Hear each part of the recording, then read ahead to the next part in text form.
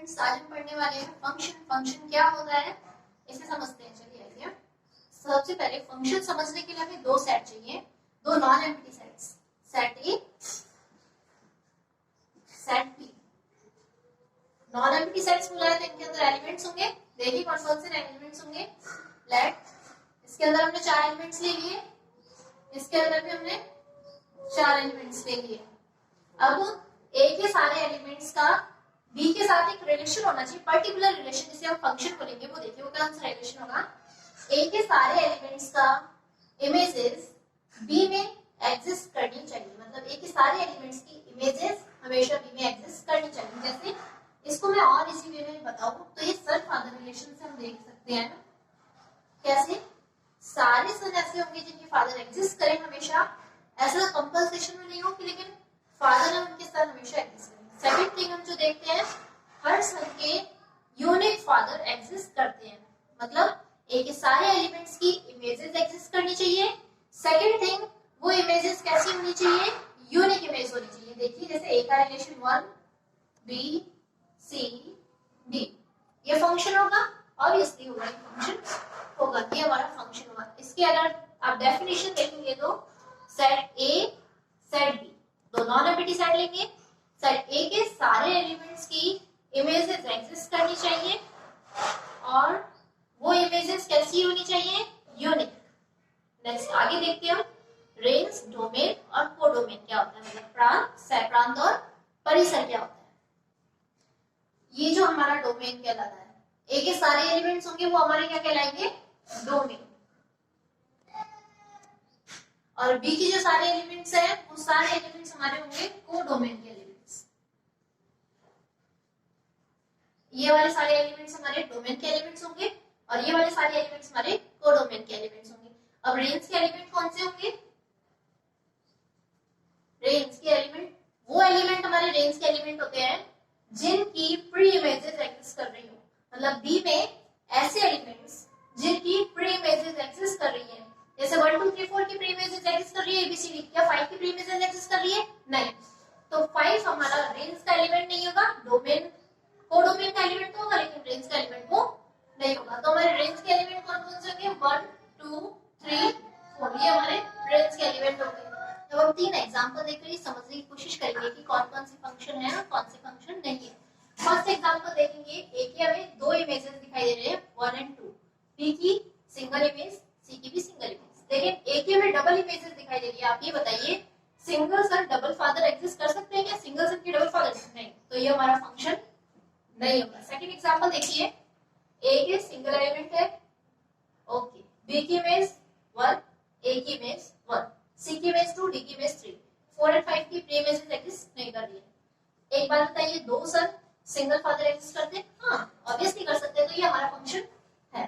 Third example देखिए, a b c single images है, unique images exist कर रही है, हाँ बिल्कुल फंक्शन होगा। अब फंक्शन देखना हो, समझना हो, कर्व दे रखा हो, उसे देखना हो कि फंक्शन है या नहीं है। अब हम एक बार कर्व के थ्रू फंक्शंस को समझने की कोशिश करते हैं। अगर हमें गिवन कर्व है और हमें ये देखना है कि ये फंक्शन है या नहीं, तो हमें क्या करना होगा?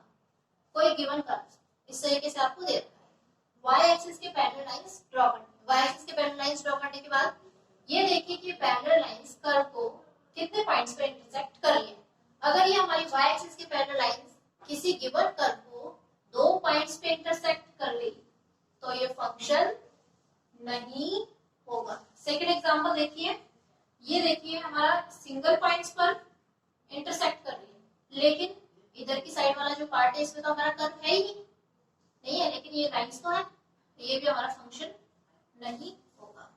सेकंड, ये वाला एग्जांपल देखिए, जो हमारा प्रांत है वही हमारा कवर हो रहा है और ये सिंगल पॉइंट्स पे लाइन कट कर रही है, ये फंक्शन होगा। इस एग्जांपल में देखिए, जो हमें दे रखा है एरिया, उस एरिया में जो हमारी गिवन लाइन है पैरेलल लाइंस, उसमें कर्व सिंगल पॉइंट्स पर इंटरसेक्ट कर रहा है, ये भी हमारा फंक्शन होगा। एग्जांपल समझ में आए? 4 एग्जांपल्स थे। कर्व के थ्रू हमने ये जाना कि ये फंक्शन है या नहीं है। फर्स्ट हमने एग्जांपल देखा, इसमें कोई गिवन कर्व था लेकिन वाई एक्सिस के पैरेलल लाइंस ने डबल पॉइंट्स पर इंटरसेक्ट कर रही थी, सिंगल पॉइंट पे इंटरसेक्ट करनी चाहिए, और जो हमारा गिवन एरिया है, गिवन डोमेन है, उसी के पॉइंट्स पर हमें इंटरसेक्ट कर देखना है। नेक्स्ट हम देखेंगे रेंज डोमेन और कोडोमेन को ज्योमेट्रिकली ग्राफिकली देखेंगे हम रेंज डोमेन और कोडोमेन। देखिए हम देखते हैं प्रांत कैसे निकालेंगे कर्व के थ्रू। कर्व के थ्रू प्रांत कैसे निकालते हैं, देखिए हमें कर्व दे रखा है, कोई भी कर्व दे रखा है, इसके ऊपर और नीचे दो तरफ से। यहाँ पर आप खड़े हैं और नीचे की तरफ देखेंगे कहाँ कहाँ आपको कर्व की इमेज दिखाई देती है। ये देखिए ऊपर से देखने पर आपको कर्व की इमेज 1 to इनफाइनाइट दिखाई देगी। कहाँ से, x belongs to 1 to infinite. नीचे से देखने पर अगर हम नीचे खड़े हुए ऊपर की तरफ देखेंगे, अब हमें कर्व की शैडो कहाँ कहाँ दिखाई देगी, हमें कर्व की शैडो दिखाई देगी अब यहाँ से, जीरो को टच नहीं कर रही है। हमें नीचे से देखने पर कर्व की शैडो कहाँ कहाँ दिखाई देगी, ये वाला, इसी का इंटरप्रिटेशन देखेंगे ना एक्स एक्सिस पर। इस वाले कर्व का इंटरप्रिटेशन एक्स एक्सिस पर देखने पर आपको दिखता है x बिलोंग्स टू 0 to 1। अब हम देखेंगे जब ऊपर से आप देख रहे थे तो 1 पर आपको कर्व दिखाई दे रहा था, बिल्कुल दिखाई दे रहा था, तो ये क्लोज इंटरवल है। यहाँ नीचे से देखने पर आपको 1 पर शैडो दिखाई दे रही थी कर्व की, बिल्कुल दिखाई दे रही थी, तो 1 पर क्लोज इंटरवल। दोनों को कंबाइंड फॉर्म में रखेंगे तो हमें क्या मिलेगा, प्रांत x belongs to 0 to 1 union 1 to infinite. ये हमारा इस कर्व के लिए प्रांत हो गया। प्रांत निकालने के लिए हमने क्या करा, कर्व ड्रॉ करा एक्स एक्सिस पर ऊपर से और नीचे से, उस कर्व का शैडो देखा, इंटरप्रिटेशन देखा। हमें इसका कर्व का यहाँ शैडो एक्स एक्सिस पर कहां से कहां तक दिख रहा था, ऊपर से देखने में 1 to इनफाइनाइट, और नीचे से जब देखा ऊपर वाला पार्ट नहीं दिख रहा, नीचे से देखा तो आपको इसका इंटरप्रिटेशन, इसकी शैडो इस एक्स एक्सिस पर कहां से कहां तक दिखाई दे रही थी, जीरो को टच नहीं कर रहा है कर्व, जीरो के बिल्कुल पास होते हुए जा रहा है एक्स एक्सिस के, तो ये इसकी हमें शैडो दिखाई दे रही थी 0 to 1। ये शैडो हमें दिखाई दे रही थी, ऊपर से देखने पर 1 to इनफाइनाइट दिखाई दे रही थी, दोनों को कंबाइंड फॉर्म में लिख दिया, ये हमारा प्रांत हो गया। प्रांत देखने के लिए अगर कोई भी एग्जांपल आए और जिसका आप कर्व ड्रॉ कर पा रहे हैं तो कर्व ड्रॉ करिए, एक्स एक्सिस पर ऊपर और नीचे से उसकी इंटरप्रिटेशन देखिए, शैडो देखिए और उसको दोनों को कंबाइन कर दीजिए, जो हमारा क्या हो जाएगा, प्रांत। अब हम देखेंगे परिसर कैसे निकालते हैं। निकालेंगे परिसर। परिसर कर्व के थ्रू हमें परिसर निकालना है। जैसे हम प्रांत में एक्स एक्सिस पर शैडो देख रहे थे ऊपर से और नीचे से, और हमें परिसर निकालना है तो हम वाई एक्सिस पर शैडो देखेंगे, right hand side left hand side दोनों साइड से हम वाई एक्सिस पर शैडो देखेंगे कर्व की। पहले आप यहाँ खड़े हुए, इधर से आपने शैडो देखी, क्या आपको कर्व की कोई भी शैडो इधर दिखाई दे रही है, नहीं, इधर क्या आया, फाई। अब आप इधर खड़े हुए और यहाँ खड़े होकर देख रहे हैं कर्व की शैडो वाई एक्सिस पे, ये पूरा जब कर्व है इसको आगे बढ़ाएं, ये ऐसे बढ़ेगा, तो ये पूरा आर कवर करेगा, यहाँ पूरा वाई एक्सिस को पॉजिटिव डायरेक्शन, नीचे से ये पूरा वाई एक्सिस को नेगेटिव डायरेक्शन में, तो मतलब ये पूरा आर कवर कर रहा है। यहाँ आर कवर हो रहा है, इधर से देखने पर पूरा वाई एक्सिस, नीचे से और ऊपर से दिखाई दे रहा है आपको पूरे कर्व, पूरे वाई एक्सिस पर इस कर्व की शैडो दिखाई दे रही है। इधर देखने पर कोई कर्व नहीं दिखाई दे रहा, कर्व का कोई पार्ट नहीं दिखाई दे रहा, कर्व की कोई शैडो नहीं दिखाई देगी, तो इधर पॉइंट्स हो गए 5, इधर सारे पॉइंट्स का कलेक्शन ले लिया, वो क्या हो गया, आर। दोनों को कंबाइन कर दे, 5 यूनियन आर, क्या हो जाएगा हमारा, आर। ये क्या हो गया हमारा परिसर। इस कर्व के प्रांत के लिए क्या करा था हमने, वाई एक्स एक्सिस पर हमने शैडो देखी थी, और परिसर के लिए हमने वाई एक्सिस पर दोनों साइड से शैडो देखी कर्व की। तो ये अगर हमारे पास कोई भी ऐसा ग्राफ दे रखा है, कोई भी हमारे पास ऐसा कर्व दे रखा है जिसका आप ड्रॉ कर सकते हैं, कर्व के थ्रू आप प्रांत और परिसर कैलकुलेट कर सकते हैं। अब हम एक एग्जांपल लेते हैं और इस एग्जांपल के थ्रू समझते हैं प्रांत कैसे कैलकुलेट करेंगे। अगर हमें कोई भी फंक्शन दे रखा है fx, अगर हमारे पास fx रूट में दे रखा है, फर्स्ट थिंग ये ध्यान रखिए fx को ग्रेटर देन इक्वल टू 0। हमें अगर प्रांत निकालना है और कोई फंक्शन जो स्क्वायर रूट के अंदर दे रखा है वो हमेशा ग्रेटर देन और इक्वल टू 0 लेंगे। सेकंड थिंग याद रखिए 1/fx की फॉर्म में अगर हमारे पास कोई फंक्शन है तो ये अवॉइड करेंगे क्या, कि हमारा फंक्शन कभी भी नॉट इक्वल टू 0, हमेशा हमारा फंक्शन क्या हो, नॉट इक्वल टू 0।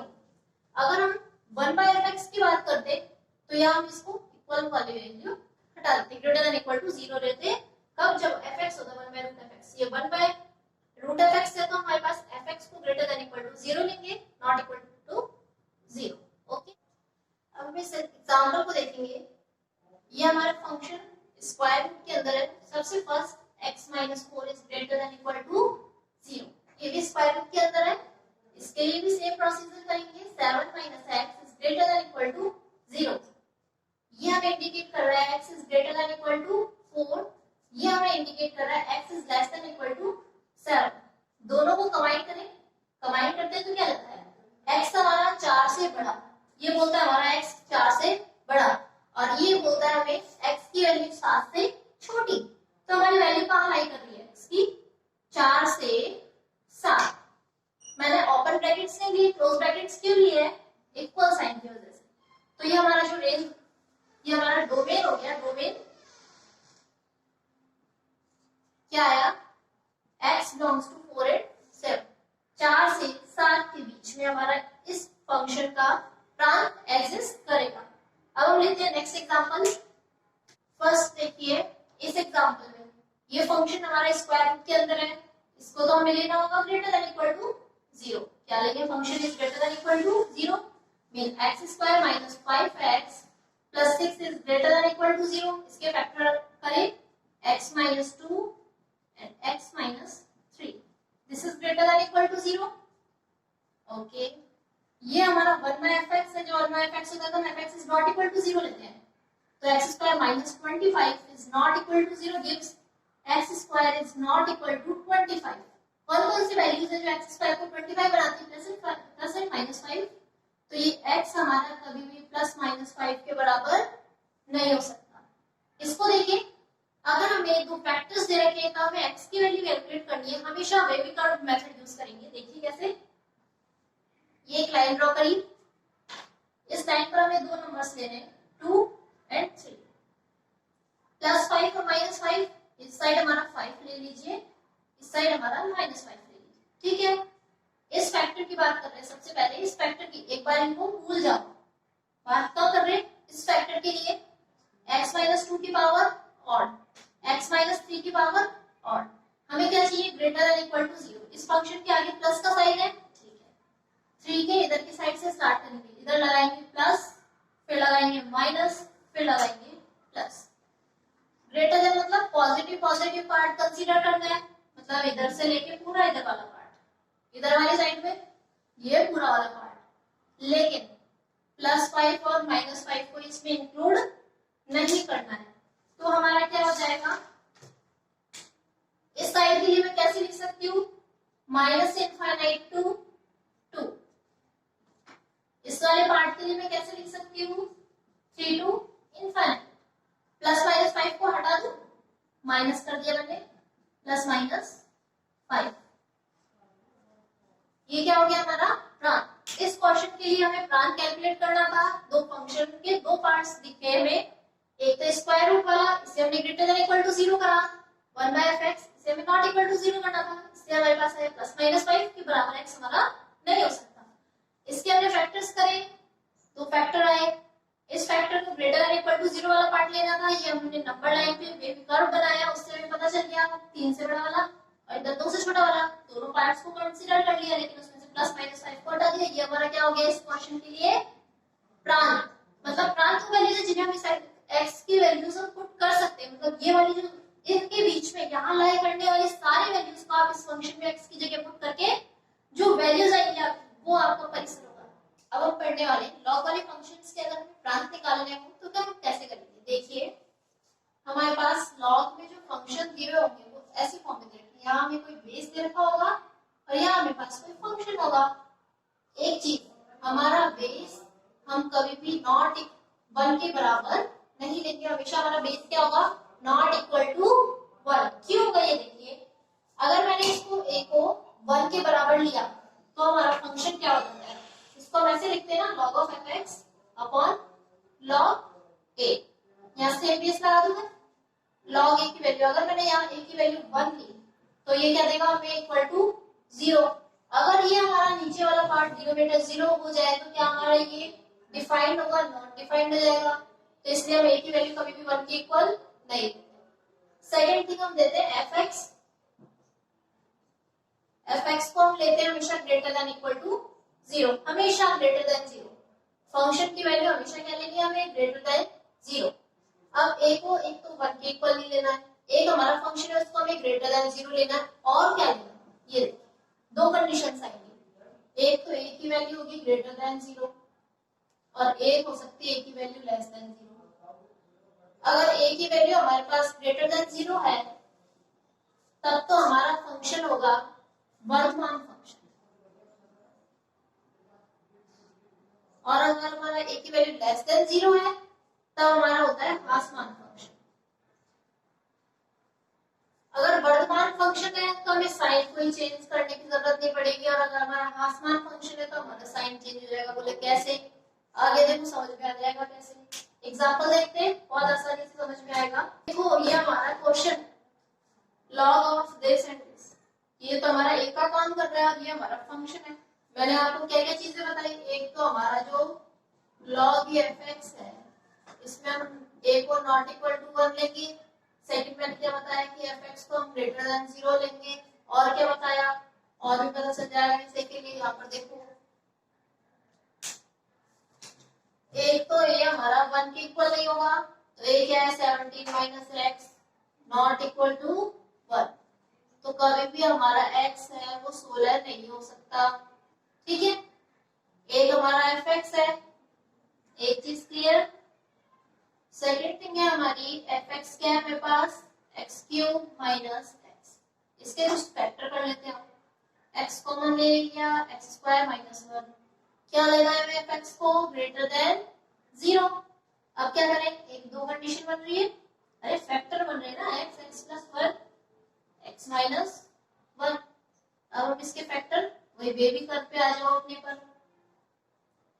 तीन वैल्यूज दे रहा है 0 1 और -1, साइन लगाओ plus minus plus minus greater than 0। एक तो ये वाला पोर्शन हो गया और एक ये वाला पोर्शन हो गया। ठीक है, तो इसके लिए हम इसे कैसे लिख सकते हैं, अब हमारा x बिलोंग करेगा एक तो -1 से 0 और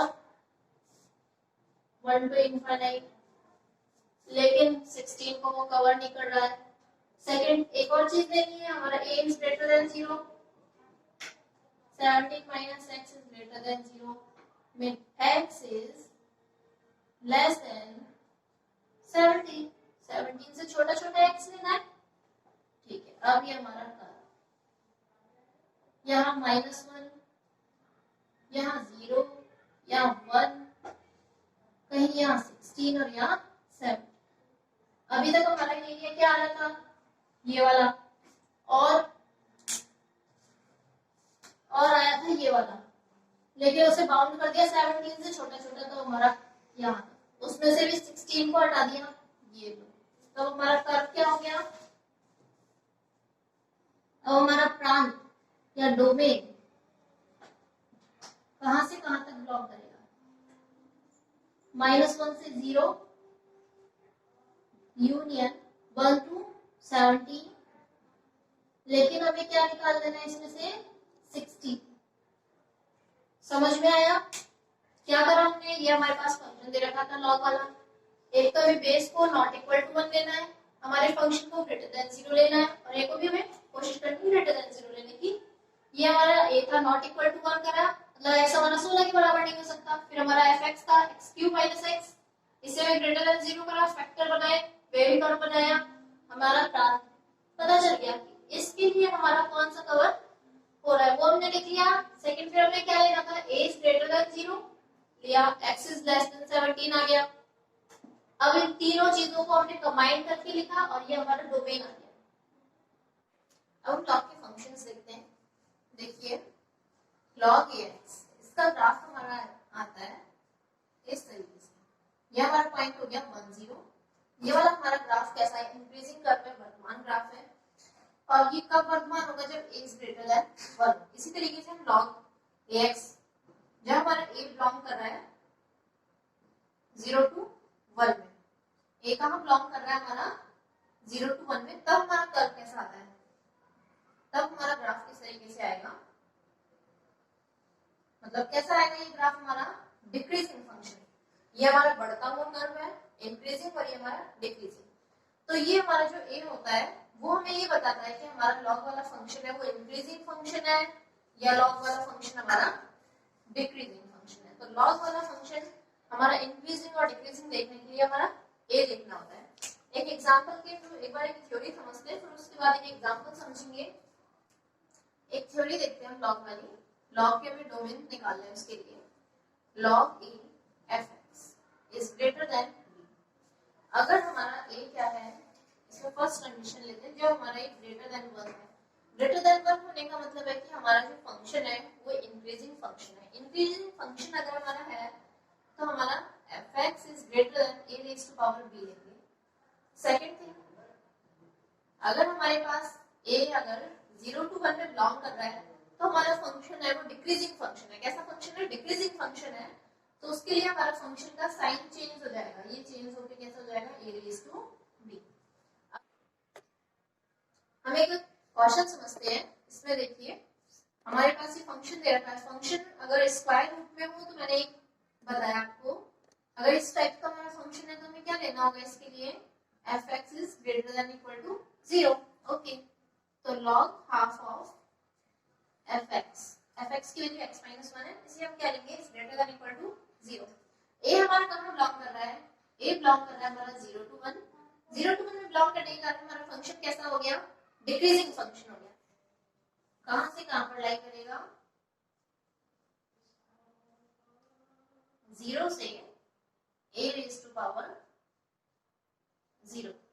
ठीक है, हमारा फंक्शन की वैल्यू क्या है, x minus 1, half raised to power 0 is 1। तो ये क्या हो गया हमारा 1, x is less than equal to 2। ठीक है, तो हमारा फंक्शन का डोमेन क्या हो गया हमारे पास, ये हमारे पास फंक्शन था लॉग में। ऐसा हमने क्यों करा, ये वाला प्रोसीजर यही है, log a f(x) is greater than हमारे पास b दे रखा हो और a अगर हमारे पास क्या हो, belongs to 0 to 1, फंक्शन कैसा होता है, डिक्रीजिंग। तो हम f(x) का यहाँ साइन चेंज करते हैं और क्या लिख देते हैं, a raised to power b। बस ये मैंने कहा है, ये हमारा फंक्शन था, a हमारा यहाँ बिलोंग कर रहा था, ये हमें दिया हुआ था केवल function is greater than b is greater than equal to 0। हमें एक डिक्रीजिंग फंक्शन दिखा है, इसलिए हमने साइन चेंज करा, f(x) is less than 0 to 1 हमने कर दिया। समझ में आ गया? नेक्स्ट क्वेश्चन देखते हैं। अब मैं इस क्वेश्चन को देखते हैं। देखिए इसमें क्या दे रखा है मेरे पास, a is equal to 7, 7 means greater than 1। अब हम लेंगे 2x minus 6 by 2x minus 1, इसको क्या करेंगे, a raised to power b करते हैं ना, a raised to power b, a raised to power b करा, इसकी वैल्यू क्या हो जाएगी हमारे पास, 2x minus 6 by 2x minus 1 is greater than 1। आगे सॉल्व करेंगे, 2x minus 6 by 2x minus 1 minus 1 is greater than 0। LCM ले लें, 2x minus 6 minus 2x plus 1 upon 2x minus 1 is greater than 0।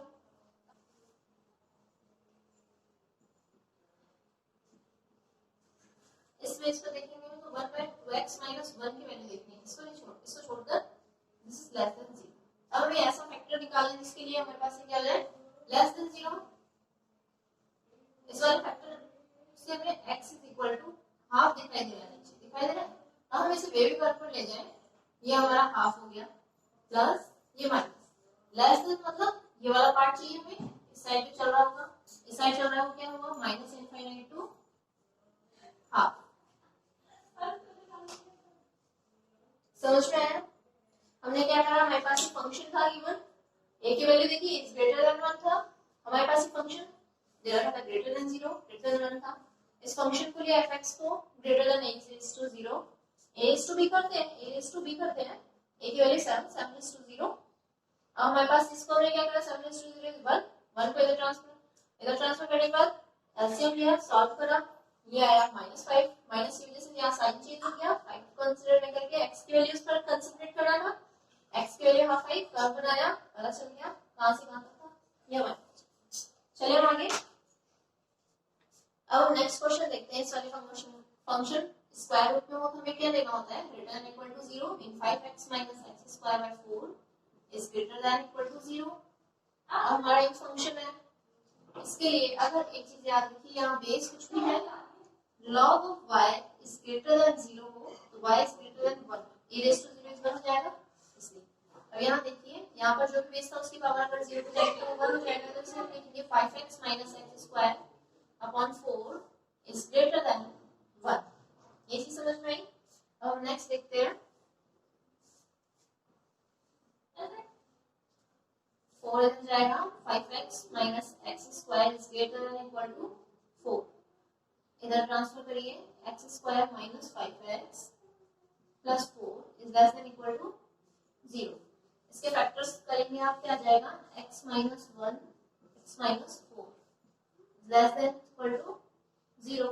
वे भी कर्व बनाइए, 1 4 plus minus plus less than 0 वाला 1 to 4 आ रहा है, तो हमारा क्या हो जाएगा, ये x बिलोंग करेगा हमारा 1 to 4। क्या करा हमारे पास, स्क्वायर रूट में फंक्शन था, फंक्शन को ग्रेटर देन 0 करा, ग्रेटर देन 0 करने के बाद a raise to power this करते हैं, a raise to power b करेंगे, मतलब हमारा कोई फंक्शन है या e बेस है, कोई भी बेस है, उस पर 0 पावर में 1 आ जाएगा, यहाँ जो भी बेस था उसकी पावर 0 लगाई तो 1 आ गया। हमारा इस वाले फंक्शन की वैल्यू क्या गई, ग्रेटर देन 1 होगी, f इज ग्रेटर देन 1 आ गया, 4 इधर गया, ये आया, इसके बाद हमने 4 को इधर ट्रांसफर करा, साइन चेंज हो गया क्योंकि यहाँ पे साइन चेंज हो गया x स्क्वायर का, इसलिए इधर साइन चेंज हुआ है। फिर हमने इसके फैक्टर्स करे, वे भी कर ड्रॉ करा और हमारा ये प्राप्त आई। अब नेक्स्ट क्वेश्चन देखते हैं, एक और क्वेश्चन कंसीडर करते हैं। 1 बाय रूट fx अगर हमारे पास हो तो हम क्या लेते हैं, fx को नॉट इक्वल टू 0, इसको हमें क्या लेना होगा, not equal to 0, mod x minus x is not equal to 0। ये क्या हो जाएगा, mod x is not equal to x। दोनों इक्वल कब होते हैं, जब सारे x अगर पॉजिटिव होते हैं तो हमारा मॉड x कैसा होता है, पॉजिटिव। x अब ये नेगेटिव होगा तो ये हमें पॉजिटिव वैल्यूज देगा, तो दोनों इक्वल नहीं होंगे। तो ऐसी कौन सी वैल्यूज है जहां ये इक्वल नहीं होंगे, जब हमारा x, ये हमारी नंबर लाइन, ये हमारा x, ये हमारा पॉजिटिव, ये हमारा नेगेटिव। पॉजिटिव फील्ड अगर x की वैल्यूज सारी पॉजिटिव वैल्यूज हैं तो मॉड x तो हमारा पॉजिटिव देता ही है, हमेशा पॉजिटिव देगा, तो दोनों इक्वल हो जाएंगे। हमें कौन सी वैल्यू चाहिए जहां पर ये दोनों इक्वल ना हो, ये दोनों इक्वल कहां नहीं होंगे, जहां x हमारा नेगेटिव वैल्यू, x नेगेटिव होगा तभी तो वो इसके इक्वल नहीं होगा, तो हमारा इस क्वेश्चन में प्राप्त क्या हो जाएगा, समझ में आया।